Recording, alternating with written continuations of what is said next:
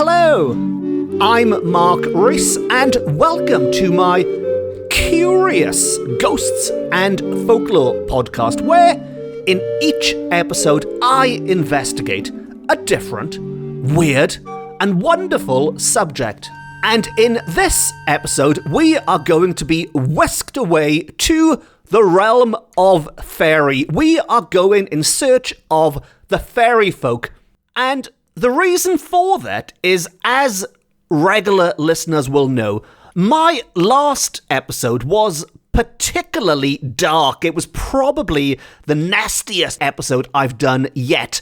So for this episode, I thought, let's do the opposite. Let's think of the lightest, fluffiest subject in folklore, and what can be more light and fluffy than the fairies. Although, I should warn you, the fairies in Welsh folklore are not all happy Disney-like fairies. There are some nasty characters out there in the fairyland as well, but we'll get to them later. But on this episode, what I'd like to do is really to begin at the beginning and to tell you the origin of the fairy folk in Wales. Where did they come from? Well, I'm not going to be too specific, but I can tell you that they either come from the north of Wales, y Gogledd, or they come from the south of Wales, y Dear. And so your big question, I guess, between now and later on in this episode is to try and work out, to guess, which half of Wales you think the fairies originated from. Do they originally hail from the north, or are they really southerners at heart? All will be revealed later on. Now, our guide into the land of the fairies is going to be one of my folkloric heroes, and he is an American writer who crops up again and again on this podcast, and that is Wirt Sykes. Now, Wirt Sykes, I would say, recorded more about fairies in Wales than anyone else, and probably before anyone else.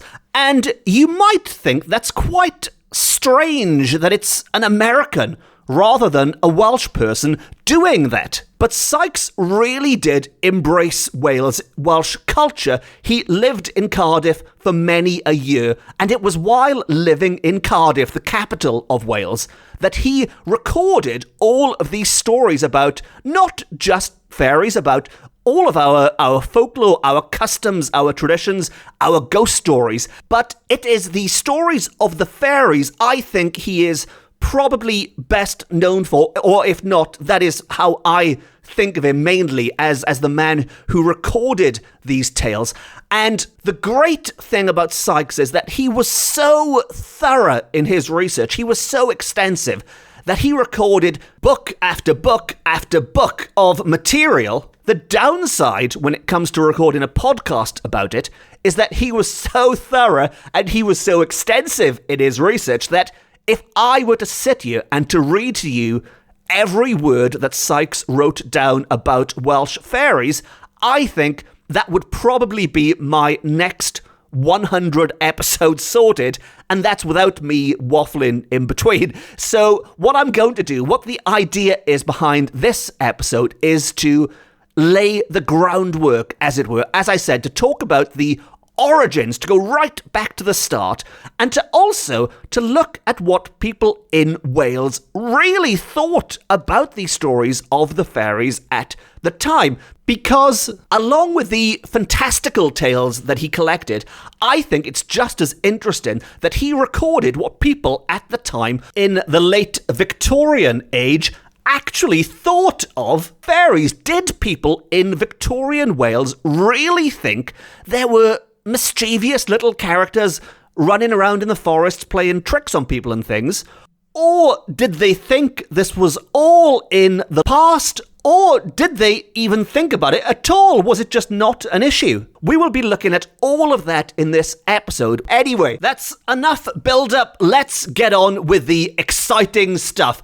And if we look right at the very first page of Sykes's book, or Sykes's tome, I should say. This really is an epic collection of fairy beliefs and fairy tales and stories. He begins with what I think is quite a bold statement to make. He states quite clearly, quite emphatically, that the experts, while they might disagree on a lot of other subjects, they know exactly where fairies come from or came from. Which is quite a big claim to make, I think. We know exactly where fairies come from. And so when you compare this to something like, say, belief in ghosts, now that is much more ambiguous. There are some people, say, who believe these ghostly forms are the spirits of the dead returning to this earth to haunt us or to throw spoons at us or whatever it is they might be doing, whereas there are other people who think it's a load of rubbish and there are no such things. That is not the case with fairies. With fairies, everyone agrees they all know where they came from. And what I'd like to do is to quote his exact words for you. This is how he opens his magnum opus on fairies. With regard to other divisions of the field of folklore, the views of scholars differ. But in the realm of fairy, these differences are reconciled. It is agreed that fairy tales are relics of the ancient mythology, and the philosophers stroll hand in hand harmoniously. So, Sykes is telling us that they can all categorically agree that they know that fairy tales are relics of ancient mythology.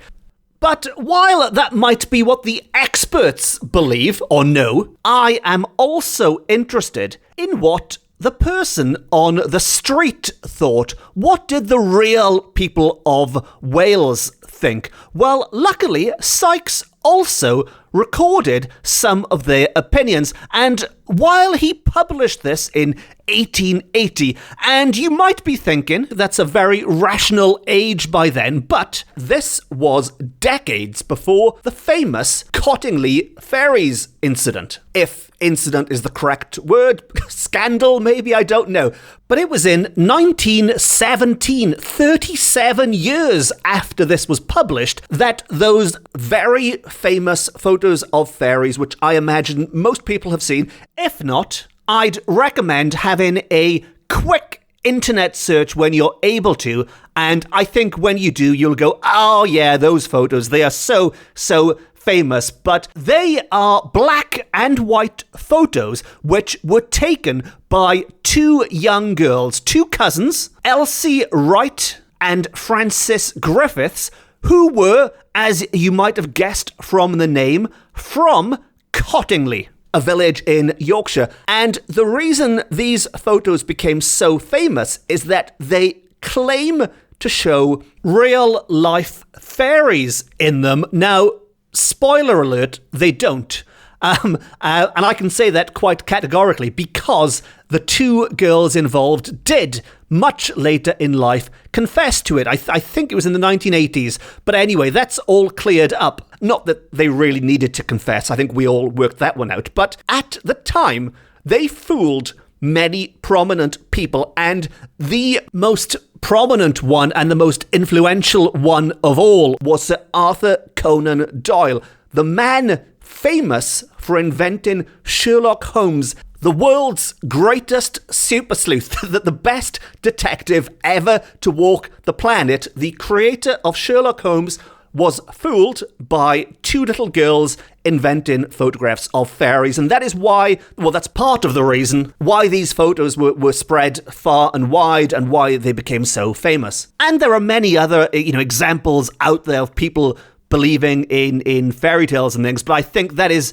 probably the most famous at the time, well, the most famous ever. With that in mind, I don't think it's taken that much of a leap to say if people like Conan Doyle were being fooled in 1917 by photographs of fairies, people in Wales in 1880 could also have similar beliefs. Now, back to Sykes and his research, And he writes that the realm of Faerie, rather than being a literal realm out there somewhere where these little folk spend all day dancing in circles and making clothes out of flowers and then popping back and forth between worlds to visit us or whatever they were supposed to be doing, as mentioned, he believed this was all derived from ancient mythology.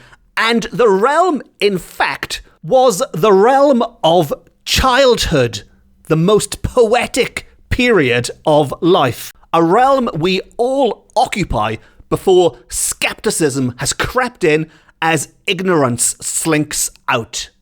And as Sykes notes, and I think this is a sentiment which rings just as true with a lot of us nowadays, if not even more so, he says, the knowledge which introduced skepticism is infinitely more valuable than the faith it displaced. But in spite of that, there be few among us who have not felt evanescent regrets for the displacement by the old faith in fairies. And so Sykes tells us that yes, while it's a good thing we have grown up and we now trust science rather than these childhood beliefs, we do have this sense of loss, that this magic in a way has been taken out of the world. And as he continues, there was something so peculiarly fascinating in that old belief that once upon a time the world was less practical in its facts than now, less commonplace and humdrum, less subject to inexorable laws of gravitation, optics, and the like. What dramas it has yielded, what poems, what dreams, what delights. And once again, Sykes just sums it up perfectly, that there is very little I can add to that. We still, I think some of us have that longing to re-enchant the world in a way, because yes, science is great and yes, we depend on it, but surely there must be something more to life, even if it's purely in our imaginations. And where better to look for that magic than in the realm of Faerie? So, as mentioned, with all of this going on, what did those real people think at the time? Did they believe in fairies? Handily, Sykes does give his own opinion based on his experiences from talking to people, and also he records direct quotes from certain people about their beliefs in fairies. And on the whole, he plays it down. Belief and knowledge in these stories was very much on the way out when he started recording these. And he says that neither the vulgar or the educated people knew much about these stories. And this first quote, I think, is a great example of the kind of person who did not. And these are the words of a learned writer from 1858. And that writer said, "The traveller may now pass from one end of the principality," and yes, apologies for using the word principality.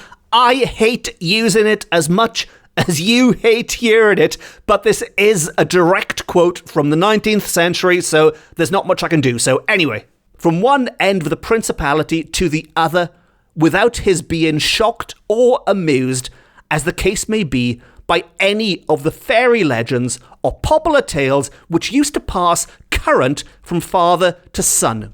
So by the mid-19th century, we've reached a point where it is said that these old tales which were passed down from generation to generation are reaching an end point, are dwindling out, and might well have dwindled out if it wasn't for the likes of Sykes again actually recording them for people like me to come along and to read about them in podcasts centuries later. But to balance out that point, we also have another quote, this one from 1876, and this comes from a Mr. John Walter Lucas, who was president of the Cardiff Naturalists Society. And when talking about the ancient sites in Glamorganshire and the Cromlechs and places, he said, there are always fairy tales and ghost stories connected with them. Some, though fully believed in by the inhabitants of those locations, are often of the most absurd character, In fact, the more ridiculous they are, the more they are believed in. And as for Sykes himself, he says, looking at those two arguments and from his own observations, he is more inclined to side with the latter. That in his personal opinion, these beliefs were still out there. And I think there's a very interesting parallel here with what Sykes then describes and what we see in our modern times and in any time. That people, when asked about these beliefs, always like to claim it's something which happened in the recent past. 50 years ago is the usual one. Or another great way of distancing yourself from these beliefs is instead of claiming it's in the past, you claim it's in another part of the world or another part of the country. And there's a quote from a rector in Merthyr, which was recorded in 1877. He was an elderly man by this point, so I'm assuming he was born sort of turn of the century, 1800s. And he says, "I am old enough to remember that these tales were thoroughly believed in among country folk 40 or 50 years ago." And one very interesting observation which Sykes makes here, and we'll wrap up this bit on beliefs with this one, and then we'll actually get into the stories properly. But I think this might even be the key point to Sykes's argument, and that is, if you really want to know what people think about, what are some quite unusual topics, people are going to be skeptical. If you walk up to someone on the street and say, "Do you believe in fairies or Nessie or Bigfoot or whatever it might be?" you might not get totally honest answers. But what Sykes does, his method is that, and I'm quoted, he says, "To sink to this level successfully, one must become a living unit in that life, as I have done in Wales and elsewhere from time to time." So this is an American who has not just popped over to Wales to ask a few questions. He has literally, he has effectively become Welsh. He has immersed himself in the country, in the culture, and then one will hear the truth from, or at least the true sentiments of, the class he seeks to know. So this really is full-on anthropology. This is throwing yourself in the deep end. If you want to know a country, if you want to know their beliefs, if you want to know if Welsh people believe in fairies, you have to go there, you have to live there, and you have to immerse yourself in the experience. And that is what Sykes did. And that is why I would say he has such an incredible collection of tales, a record of the time. And that is why people like me are still going on about it all these centuries later. And on that note, I think that's a great place for us to wrap up with the beliefs and turn our attention to the more fantastical stuff, the more weird and wonderful stories. And where better place to start than literally the beginning with the origin of the fairy folk. Where did these fairies come from? Well, it's now time for me to put you out of your misery, because I'm sure you've been sitting there all this time pondering whether or not they began life in the north or in the south. And I can now reveal, after one of my rubbish sound effects, let me just attempt a drum roll. It was in the Gogledd, up north. It is the northern half of Wales that we have to thank for the existence of the mischievous little fairy folk. Well, according to Sykes, that is. Now, this goes back to the days of King Arthur and before that, when the people of South Wales regarded North Wales as preeminently the land of fairy. So the land of fairy is no longer some imaginary place in the minds of children. It is a literal place, and it is North Wales. In the popular imagination, that distant country was the chosen abode of giants, monsters, magicians, and all the creatures of enchantment. Out of it came the fairies on their visits to the sunny land of the south. And no, that was not a mistake. Your ears did not deceive you. To the sunny land of the south, the chief philosopher of that enchanted region was a giant who sat on a mountain peak and watched the stars. And just to interrupt myself again quickly, that giant is going to be the focus of an upcoming episode, so we won't dwell too much on that giant now, but it does feature quite prominently in my next book of Welsh folklore, which is due to come out in 2021, and so it's something I've been researching recently, so watch this space. But anyway, getting back to the quote, you've got the giant who watched the stars. It had a wizard monarch called Gwydion, who possessed the power of changing himself into the strangest possible forms. The peasant who dwelt on the shores of Dyfed saw in the distance, beyond the blue waves of the ocean, shadowy mountain summits piercing the clouds and guarding this mystic region in solemn majesty. Thence rolled down upon him the storm clouds from the home of the tempest. Thence streamed up the winter sky the flaming banners of the northern lights. Thence rose through the illimitable...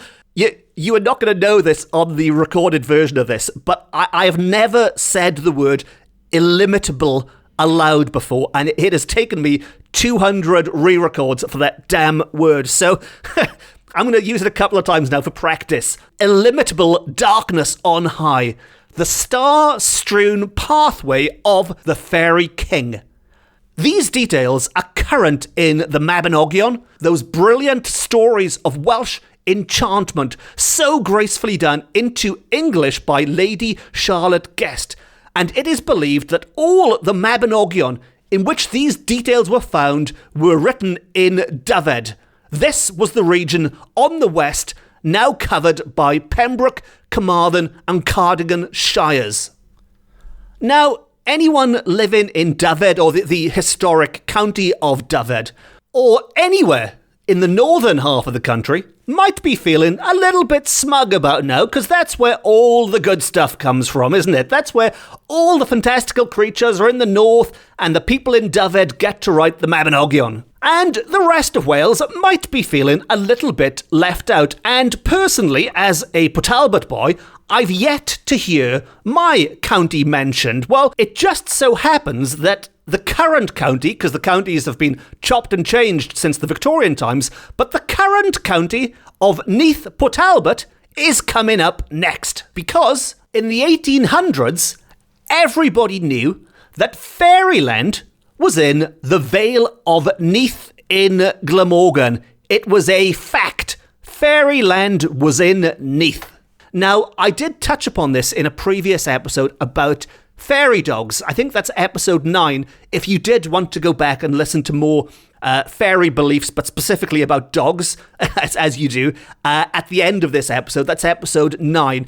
But special traditions have located fairyland in the Vale of Neath in the historical county of Glamorganshire, especially a steep and rugged crag called Craig y Ddinas, Dinas Rock. And this is quite an impressive place if you ever get the chance to go and see it. Sadly, I would usually say have a quick look on the internet, and by all means do that, but the images online do not do it justice. And according to Sykes, it also has a distinctly awful reputation as a stronghold of the fairy tribe, which nowadays we might not think a fairy tribe being there was an awful thing. I mean, that might even be a tourist attraction. We might go out of our way to go and see the fairy tribe. But I think he's talking about more malicious fairies with that description. And its caves and crevices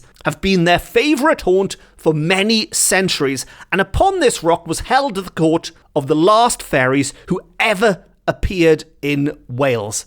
So, to sum up the history of the fairy folk in Wales quickly, they began life many, many years ago, before the time of King Arthur himself in the north of the country. From the north, they came down to enchant the south, and it was in Dyfed where many a story like those medieval tales in the Mabinogion were recorded.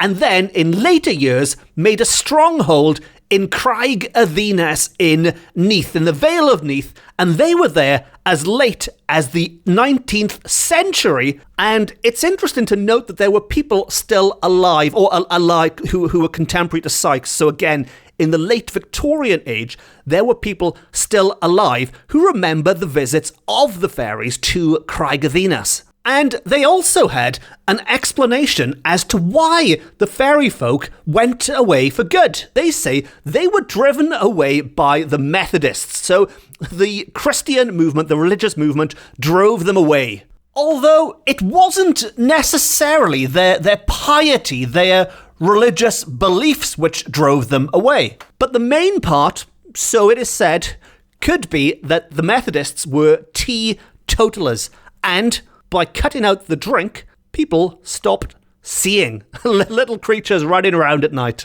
So, were these fairies in Neath purely the result of the residents of Neath liking to drink a little bit too much?